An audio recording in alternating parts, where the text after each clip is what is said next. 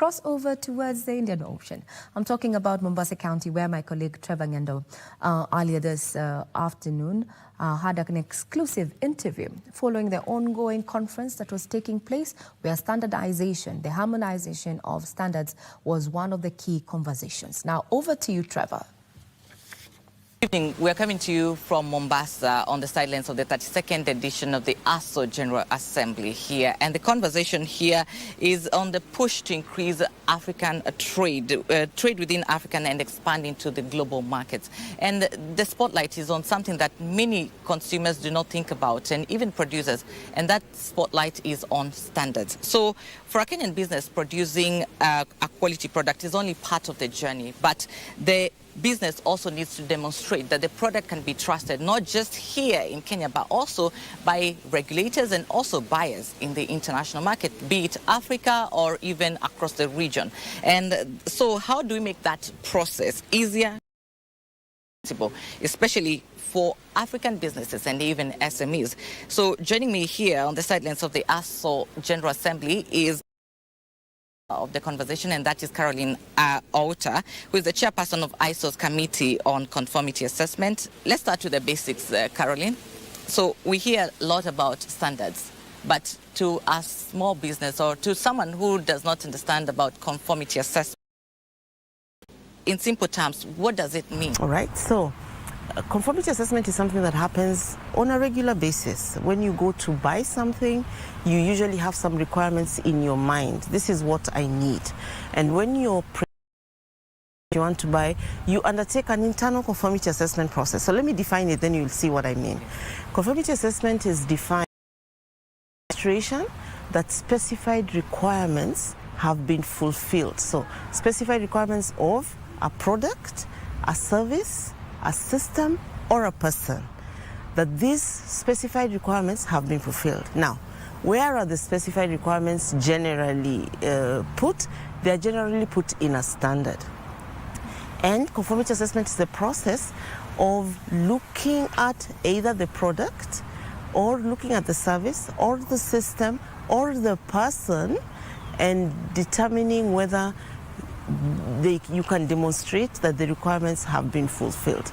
So that's the definition of conformity assessment. What does conformity assessment to happen verifiably? The requirements. So you need to have the requirements, and then you need to have a person or a system that is able to evaluate the requirements, to determine to evaluate the product or the service or the system, to determine whether that product, service, system those requirements. Let's talk about the business cost question, right? Yes. And one of the concerns, especially by SMEs, is the cost and time involved in ensuring that they meet the testing and the certification. So how do we build a system that gives buyers confidence without necessarily making it too expensive for the manufacturers and the producers? Yeah, I think it's a valid concern. That concern is a valid concern. In the current scenario, so we'll talk about what currently is happening, and then we'll talk about the ideal.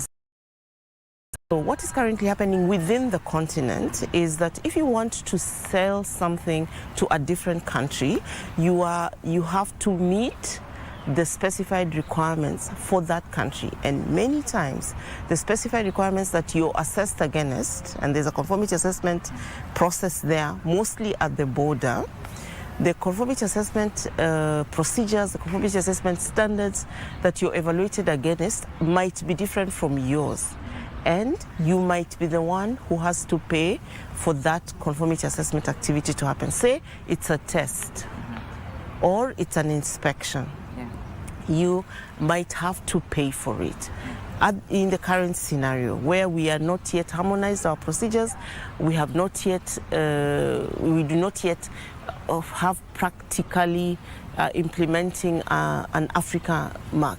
Now this differs, of course, from other places. For instance, in Europe, which is already a one economy, it is very difficult for you to know whether you're moving the person and the product. Provided it originates from the EU, it can be traded within the EU without any additional conformity assessment procedures and processes. And so that's our desired dream for the continent. Under the African Continental Free Trade Area, our desire is that we would be able to do that. What that does is that it removes any barriers for products the continent. So in order for this to happen, there needs to be a level of trust that is built between the members of the people who are participating in the continental free trade area. So that's our desire. Now, something significant happened today. Today we launched the ARSO Mark. The ARSO Mark is a mark that will be put on products that have met African standards and have been evaluated. That means that a conformity assessment activity has happened to ensure that that product deserves to have the mark. Now, once the systems have been built across the continent, it means that that product with the ARSO mark can actually access all the markets across the whole continent. So that's the beauty of harmonized conformity assessment procedures and harmonized standards. A very beautiful initiative, but you realize that in many countries, especially in the African region, they lack the expertise and the capacity, especially in terms of laboratories, in terms of their investments, to be able to certify that some of these products have met the standards. So how significant is that gap, especially within the African region?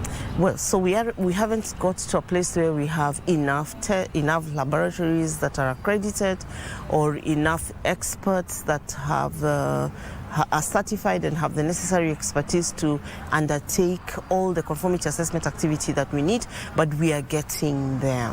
So ISO-CASCO is the body within the International Organization for Standardization that develops the tools that are used by conformity assessment bodies to demonstrate their competence. So a lab that does testing, in order for it to demonstrate that they are competent to undertake tests for certain products, they must be accredited for testing that product. So that's what we need. So you did ask a good question. Do we have the expertise? That's what we need. We have some, and ARSO is across the continent of conformity assessment bodies and experts to be able to ensure certified against the ARSO mark we can actually trust. Does Africa need to adopt or develop their own standards rather than, just adopt what is happening in Europe, the standards of Europe and other countries? Do they need their own standards? It's a very interesting question you ask, because under the Technical Barriers to Trade Agreement of the WTO, it is encouraged to use international standards, and there's value in using international standards. And international standards are standards that would then be developed by international standardizing organizations, including ISO. Why is there value in that?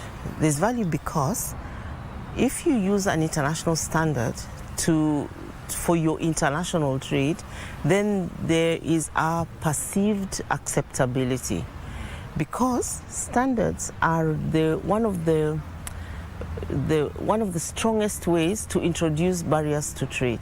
You could put something in a standard that makes it impossible for you to trade with another country, and therefore, or for you to accept a product from another country. And therefore, it is encouraged as much as possible to use international standards. But where the international standards doesn't exist, then what we are hoping is that we can a continental standard to certify our products. Now, most probably, all the products that will be certified for the ARSO mark will be certified against an African standard, an ARS. We are calling them ARSs, rather than an EAS, because an EAS is an East African standard. And East African standards are the regional economic community, that is the EAC, is a very strong regional economic community because it's been there for a while. But there are certain areas for which we might need African standards. Let me give an example. African traditional medicine. I know that sounds, but it is, there is African traditional medicine just like there is Chinese medicine, and it is legitimate. But for the time being, we do not have international standards for African traditional medicine, and therefore we are developing or have developed standards for African traditional medicine that are African standards, and it allow us to trade in Africa traditional medicine. The medicines that we know, because for those of us who have been here a while, we know that these medicines work, that our great-grandmothers, if you go to the village and you say you have a stomachache, if you have a grandmother who is not a Gen Z grandmother, they will give you they'll go to the farm, they will bring something, you will take it and you will be okay. So there is need for such specialized products to have African standards. But as much as possible, in view of international trade, we want to embrace either continental standards or international standards, because that opens us up to be able to trade with other countries and other. Sustainability. Many buyers are becoming conscious about sustainability, and it's becoming a big part of market access. Is conformity assessment now becoming important for proving sustainability as it is for proving quality? Yes. So, one of the areas of conformity assessment talking about, but which is important, is verification and validation. So ISO Casco has a document called ISO 17029, verification and validation bodies, and this is an area that I would really encourage the audience, the Kenyans, to actually consider, because this is an area that is not very populated.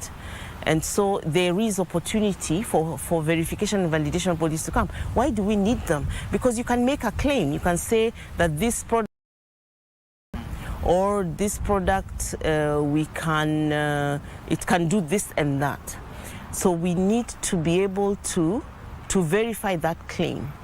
And so it is a conformity, the verification of the claim, the validation of the claim, to say that this one will save you this amount of money or this and so on. This is a conformity assessment activity, and therefore conformity assessment is right there in the middle. And this is an area that is not very developed in the continent. It's very developed outside, but it's not very developed in the continent, and therefore there is opportunity for Kenyans and other Africans to actually consider investing in verification and validation bodies, so that when someone claims that this is a fully organic product, that we have a means of verifying and that claim.